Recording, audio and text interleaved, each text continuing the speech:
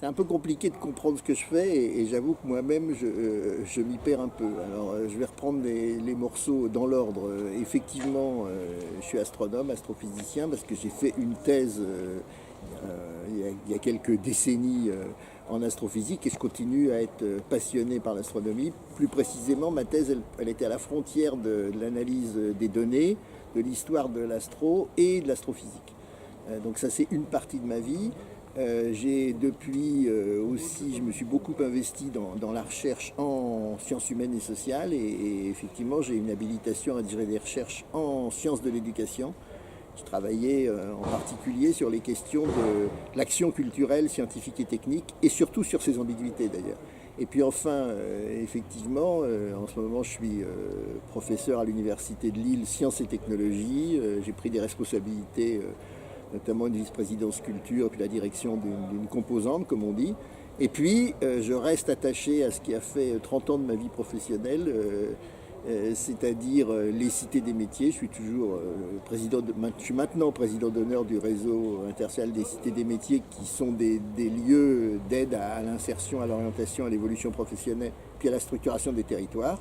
Et puis, depuis 1993, si je ne m'abuse, je suis effectivement toujours acteur en tant que président de l'association. C'est votre parcours universitaire et professionnel.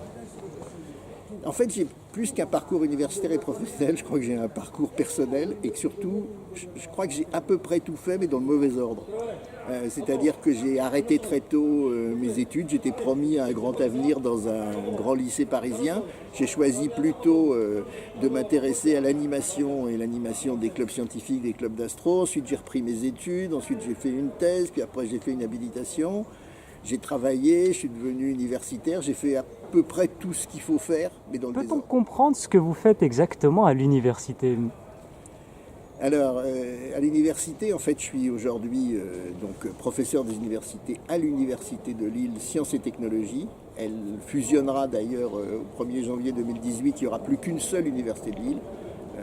Donc là, je suis professeur des universités là-bas et je dirige un département d'enseignement qui s'appelle Sciences de l'éducation et formation des adultes. Et là, c'est un département qui fait d'ailleurs beaucoup de formations de master spécialisés sur les métiers de la formation des adultes, beaucoup d'enseignement à distance. On a beaucoup de masters à distance un peu partout dans le monde.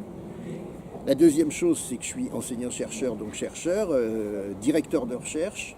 Et je dirige en particulier des recherches doctorales. Donc j'ai 8 doctorants, à la fois d'ailleurs à Lille et à Nanterre, qui travaillent beaucoup et qui me prêtent beaucoup de temps d'ailleurs, mais je leur en prends beaucoup aussi.